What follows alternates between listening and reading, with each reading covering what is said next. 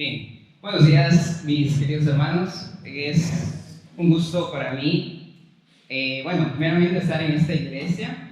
Realmente me he sentido como una nueva experiencia total para mí, alguien que viene desde la ciudad, y totalmente digo una nueva experiencia porque estoy viviendo solo y realmente es experimentar algo nuevo en mi vida. Y también he disfrutado mucho de poder involucrarme con ustedes en los distintos estudios, en los distintos estudios, en los distintos lugares que estamos trabajando con las personas. Y sobre todo este día es un gusto para mí poder traer la palabra del Señor, porque ese es un privilegio que sinceramente por lo que somos no lo merecemos, o más específicamente por lo que soy, no lo merezco, pero por la gracia del Señor, en este día me ha permitido traer su palabra. Bien, no sé si usted se ha dado cuenta que vivimos en un entorno donde todo lo que nos rodea tiene un tiempo de vida, desde los seres vivos como las plantas, los animales y los humanos. Ya está determinado que en algún momento llegará nuestro fin.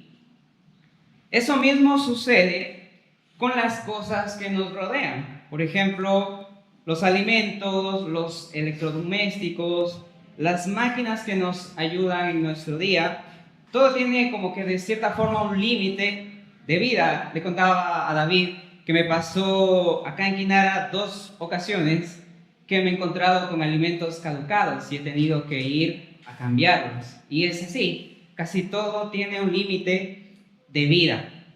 Desde el capítulo 4, versículo 14 de Hebreos, el autor viene explicando el sumo sacerdocio de Jesucristo.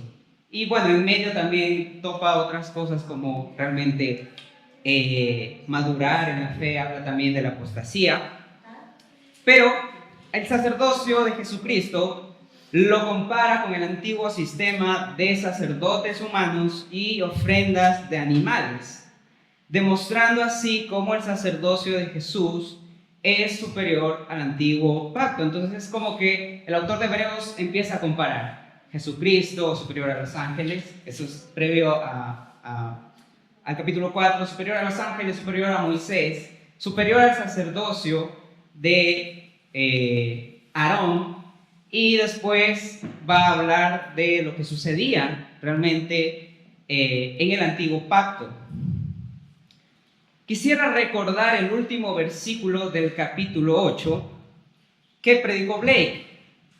Tenemos al autor declarando que al haber un nuevo pacto, quiere decir que se ha dado por viejo al antiguo, es decir, ha sido reemplazado, y no por un pacto similar, más bien por un pacto superior o mejor. Este pacto fue establecido una vez y para siempre. Vamos a estudiar el capítulo 9 de Hebreos y lo vamos a hacer en dos partes. Del versículo 1 al 10 va a ser la primera parte, donde explicaremos las ordenanzas del culto del antiguo pacto, y del versículo 11 al 28 haremos un contraste con el sacerdocio superior de Jesús. No voy a leer todo el capítulo porque realmente creo que es un tiempo desperdiciado, y más bien vamos a ir explicando los versículos. Entonces vamos a leer el versículo 1, capítulo 9 de Hebreos, y este es el tema que hoy vamos a estudiar: Cristo, sumo sacerdote de un nuevo y mejor pacto. El versículo 1 dice lo siguiente, versión Reina Valera de 1960. Ahora bien, aún el primer pacto tenía ordenanzas de culto y un santuario terrenal. El capítulo 9 de Hebreos inicia explicando cómo era el sistema de sacerdocio, sacrificios y el lugar en donde se realizaban las actividades sacerdotales. Versículo 2 dice: porque el tabernáculo estaba dispuesto así. En la primera parte, llamado lugar santo, estaban el candelabro, la mesa y los panes de la proposición. Tras el segundo velo estaba la parte del tabernáculo llamada el lugar santísimo, el cual tenía un incensario de oro y el arca del pacto cubierta de oro por todas partes, en la que estaba una urna de oro que contenía el maná, la vara de Aarón que reverdeció y las tablas del pacto, y sobre ella los querubines de gloria que cubrían el propiciatorio, de las cuales cosas no se puede ahora hablar en detalle. Yo les he puesto estas dos imágenes para que de cierta forma ayudar de forma visual a lo que era el tabernáculo, lo que nos está diciendo el autor de Hebreos. Desde el versículo 2, el autor nos resume en 4 versículos cómo era el tabernáculo. Lo que son casi desde Éxodo 20 hasta la parte de Levítico, él lo resume en 4 versículos.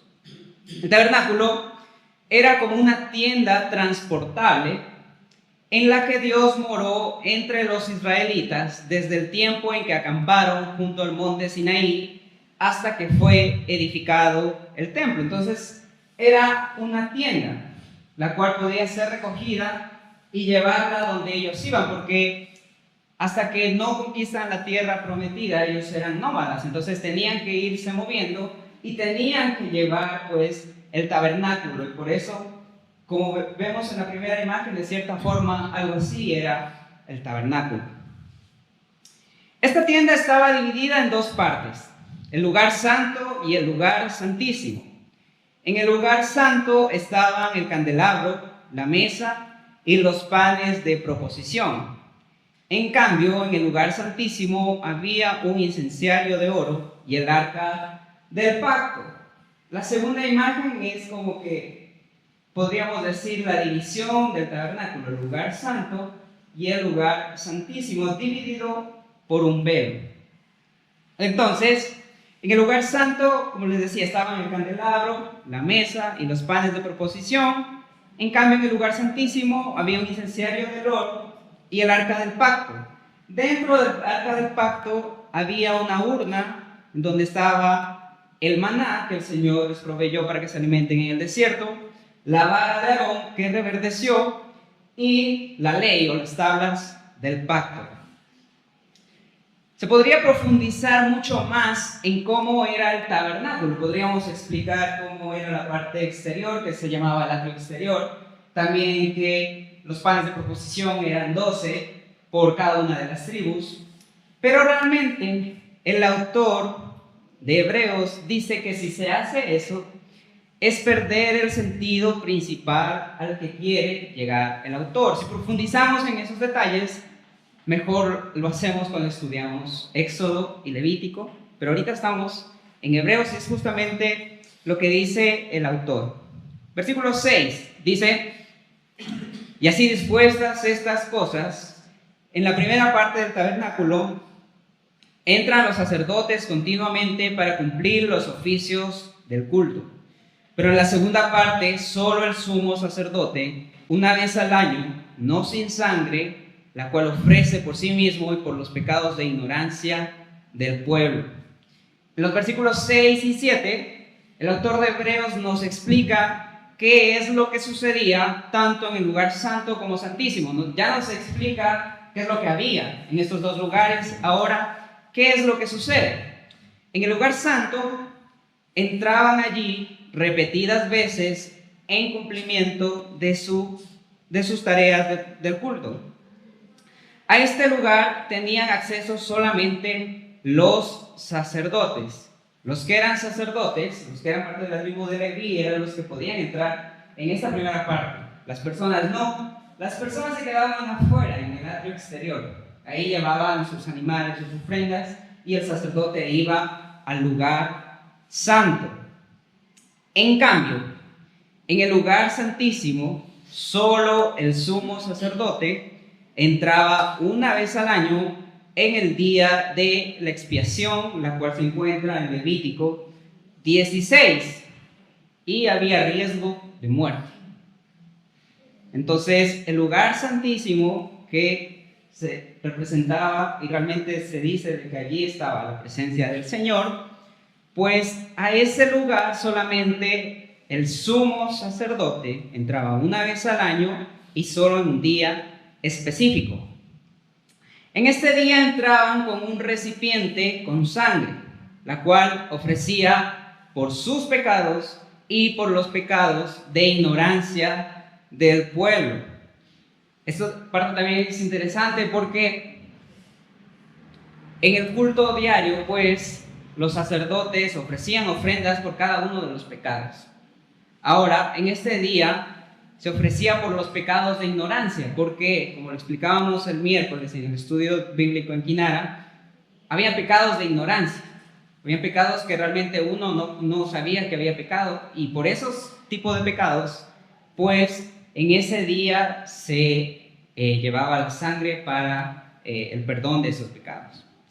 Y ahora sí, versículo 8 al 10 dice: dando al Espíritu a entender con esto que aún no se había manifestado el camino al lugar santísimo, entre tanto que la primera parte del tabernáculo estuviese en pie, lo cual es símbolo para el tiempo presente, según el cual se presentan ofrendas y sacrificios que no pueden hacer perfecto en cuanto a la conciencia al que practica ese culto, ya que consiste solo de comidas y bebidas, de diversas abluciones y ordenanzas acerca de la carne, impuestas hasta el tiempo de reformar las cosas. Este sistema de culto, del cual está detallando el autor de Hebreos, representaba la separación que había entre el hombre pecador y Dios, quien es santo. Era necesario que el pueblo en cada momento esté llevando ofrendas, porque el Dios santo no podía habitar con el hombre pecador. Porque ¿qué es lo que sucede? El Dios santo, estando con hombres pecadores, pues mueren. Entonces tenían que morir los animalitos por las personas. Con esto el autor concluye que mientras se siga manteniendo este sistema, el acceso al Padre estaría restringido solo a un sumo sacerdote que igualmente era pecador como ellos, y que el verdadero camino hacia Dios aún no se ha manifestado. Este sistema de culto, basado en bebidas, en comidas y ceremonias de purificación, es incapaz de perfeccionar al hombre, ya que solo está enfocado en purificar la parte externa.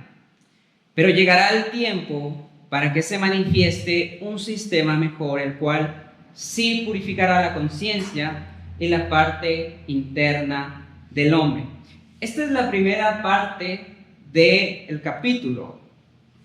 A partir de aquí entramos a la segunda parte, y es como ver un contraste entre el antiguo pacto y lo que sucedía en el antiguo pacto, y ahora sí, ¿qué es lo que sucede con el nuevo pacto?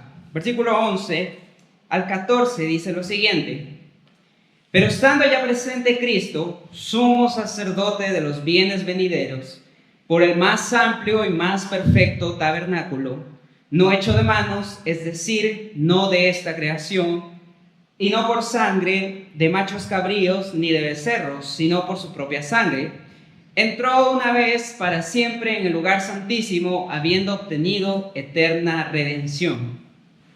Porque si la sangre de los toros y de los machos cabríos y las cenizas de la becerra rociadas a los inmundos santifican para la purificación de la carne, cuánto más la sangre de Cristo, el cual mediante el Espíritu eterno se ofreció a sí mismo sin mancha a Dios, limpiará vuestras conciencias de vuestras obras muertas para que sirváis al Dios vivo.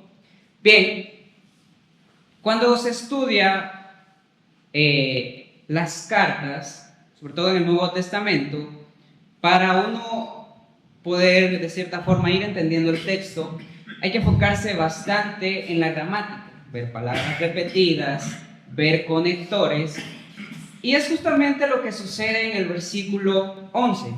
El versículo 11 inicia con un pero. Ese pero indica que a partir de este versículo veremos la diferencia que hay entre el antiguo pacto con los sacerdotes, con el sumo sacerdote que entraba una vez al año, con el nuevo en el cual Jesucristo es el sumo sacerdote. En este nuevo pacto tenemos a Cristo como sumo sacerdote de los bienes venideros, refiriéndose a cada una de las bendiciones que por su sacrificio en la cruz ofrece a todos los creyentes en su nombre. Cuando usted empieza a estudiar la palabra del Señor, cuando usted empieza a estudiar la Biblia, usted va a darse cuenta de la profundidad de la obra de Cristo en la cruz. A veces uno piensa, solo murió para salvarnos. Realmente son muchas bendiciones que por su muerte, aquel que ha puesto su fe en Él, obtiene. El tabernáculo donde está Cristo como sumo sacerdote es más amplio y perfecto. El tabernáculo, creo que si no me equivoco, era de 45 metros. El tabernáculo donde entró el Señor Jesús es más amplio y perfecto, ya que no fue creado por manos humanas. Además, no forma parte de esta creación, sino que es el cielo donde Él ejerce su ministerio de sumo sacerdote. Además, entró en el lugar santísimo una vez y para siempre. Ahí llevó no la sangre de animales como becerros o machos cabríos. Él llevó su propia sangre con la cual obtuvo eterna redención. En el versículo 13 y 14, el autor compara la sangre de toros, machos cabríos y las cenizas de becerras que eran utilizadas para purificar las faltas y pecados de las personas. Si esta sangre podía purificar a una persona de sus pecados, ¿cuánto más la sangre de Cristo, quien fue sin mancha, es decir, Jesús no pecó? ¿Cuánto más su sangre nos purificará no solo la parte externa, sino también la parte interna como externa, y nos hará aptos para servirle a Dios? En el capítulo 8 que predicó Blake, el autor de Hebreos cita a Jeremías y dice que llegará un nuevo pacto en el que realmente cambiará sus corazones y ahí Él será su Dios y ellos serán su pueblo. Ese momento llegó cuando Cristo se encarna, vive como un humano, muere y resucita por la humanidad. Versículo 15. Así que, por eso es mediador de un nuevo pacto, para que interviniendo muerte para la remisión de las transgresiones que había bajo el primer pacto, los llamados reciban la promesa de la herencia eterna. Porque donde hay testamento es necesario que intervenga muerte del testador, porque el testamento con la muerte se confirma, pues no es válido entre tanto que el testador vive. De donde ni aún el primer pacto fue instituido sin sangre, porque habiendo anunciado Moisés todos los mandamientos de la ley a todo el pueblo, tomó la sangre de los becerros y de los machos cabríos con agua, lana escarlata y hisopo, y roció el mismo libro y también a todo el pueblo, diciendo: esta es la sangre del pacto que Dios os ha mandado. Y además de esto, roció también con la sangre del tabernáculo y todos los vasos del ministerio, y casi todo es purificado según la ley con sangre, y sin derramamiento de sangre no se hace remisión. Por la sangre que derramó en la cruz, Cristo se convierte en el mediador de un nuevo pacto, por el cual se limpia los pecados de quienes vivieron bajo el antiguo pacto, y solo por medio de su sangre gocen de la bendición de la herencia eterna, es decir, de la salvación. Este versículo es importante, el 15, porque aquí nos explica no solo que Jesús con su sangre paga la deuda de aquellos que creen en Él desde su muerte para acá, sino también de su muerte antes. O sea, cuando hablamos de que Cristo cubre multitud de pecados, enfóquelo solo primero en usted, o lo voy a enfocar solamente en mí. Yo estoy pecando todos los días.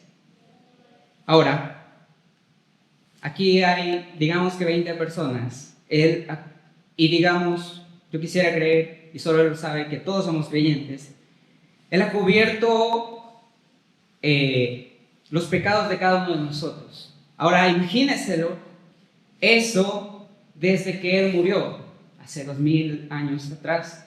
Y ahora imagínense eso antes.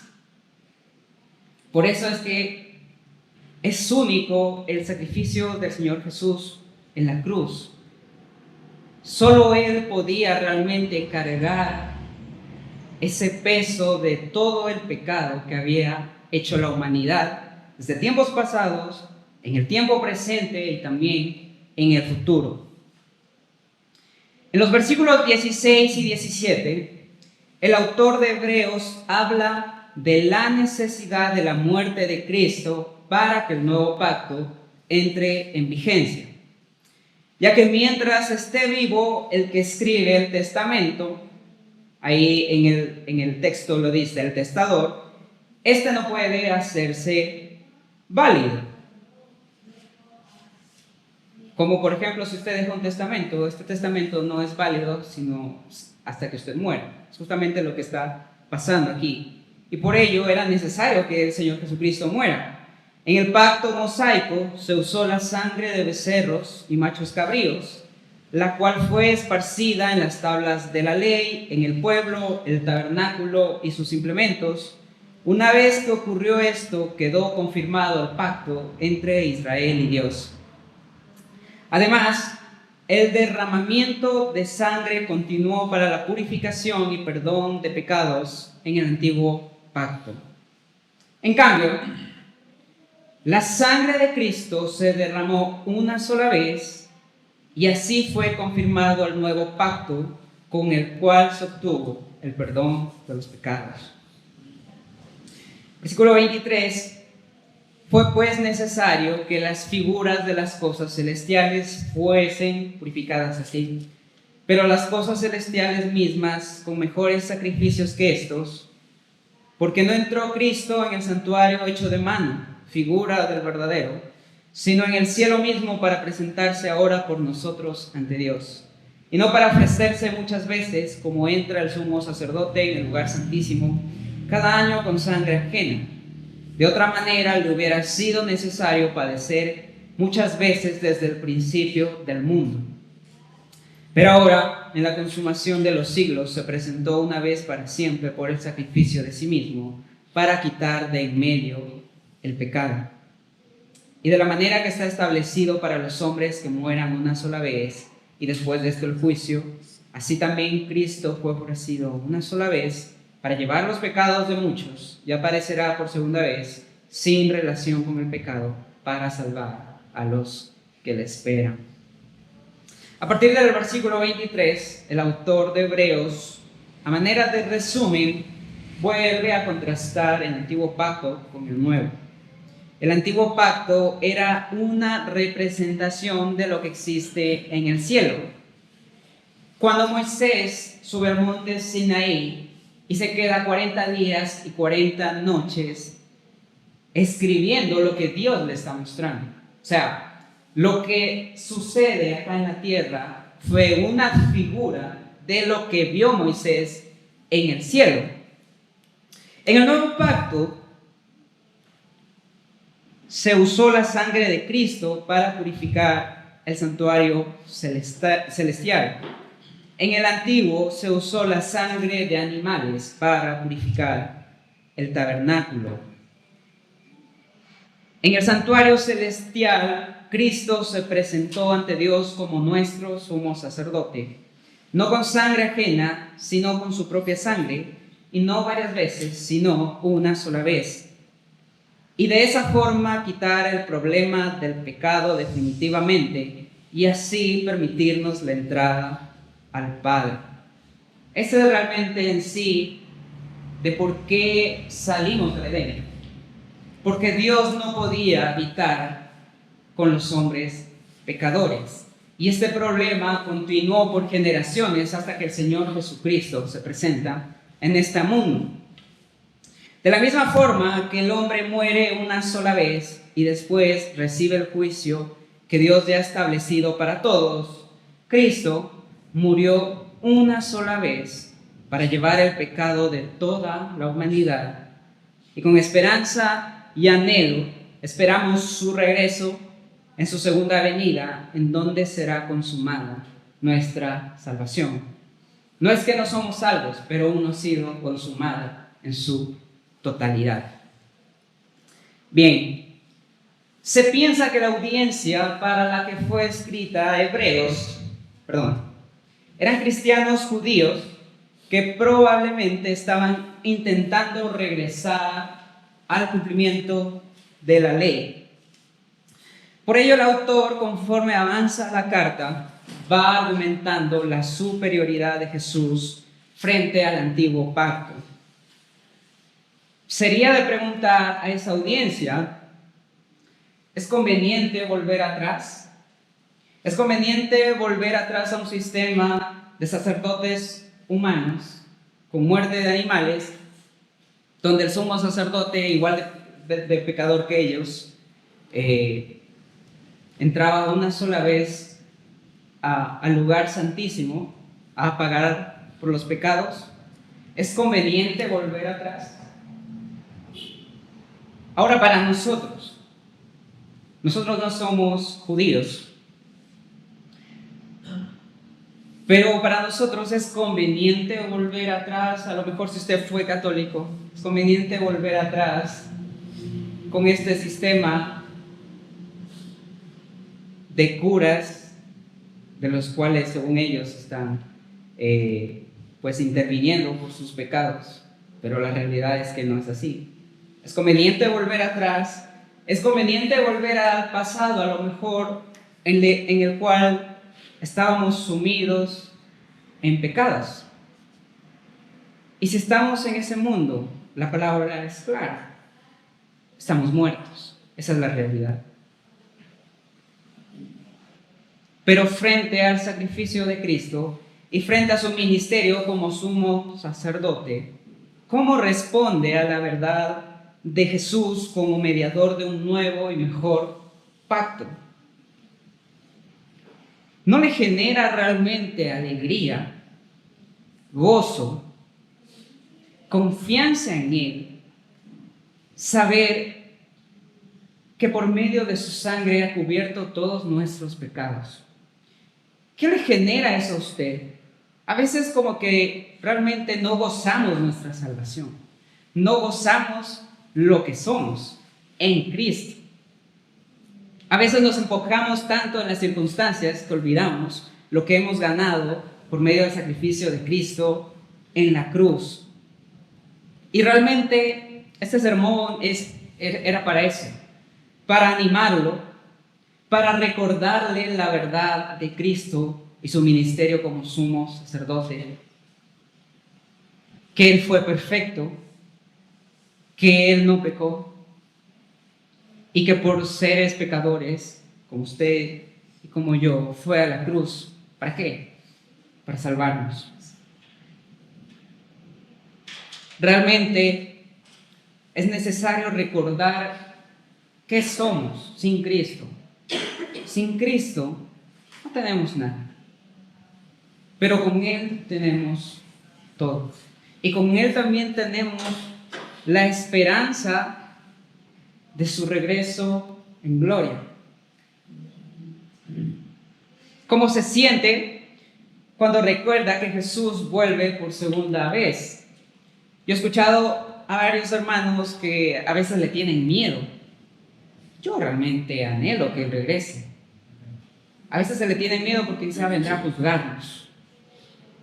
No viene a juzgar nuestra salvación. Nuestra salvación ya fue ganada una sola vez y para siempre por medio de su sacrificio en la cruz. No viene a juzgar el eso. Sí viene a juzgar nuestras obras. Pero realmente, si anhelamos su segunda venida, yo sí la anhelo. Y si no viene ahorita, yo quisiera que me lleve. Yo se le decía a David cuando estábamos haciendo el, el cerramiento en su casa, que yo estoy en la edad perfecta para morir, porque no tengo hijos, soy soltero, entonces no tengo a lo que aferrarme, decir, bueno, mis hijos están pequeños, mi esposa, ¿qué va a pasar? Estoy en la edad perfecta para que el Señor me lleve. Si estoy aquí es porque seguramente tengo que cumplir algún propósito en Él todavía. Pero realmente, mis hermanos, eso quisiera dejarles en esta mañana. Que usted realmente se sienta confiado y recuerde lo que ha ganado por medio del sacrificio de Cristo en la cruz. La deuda ya ha sido pagada. Y lo único que debemos hacer como nosotros es adorar su nombre, alabar, glorificarlo por todo lo que Él es, por lo grande, por lo maravilloso, por su obra tan inmensa para salvarnos. Permítame orar para terminar. Dios, gracias, Padre.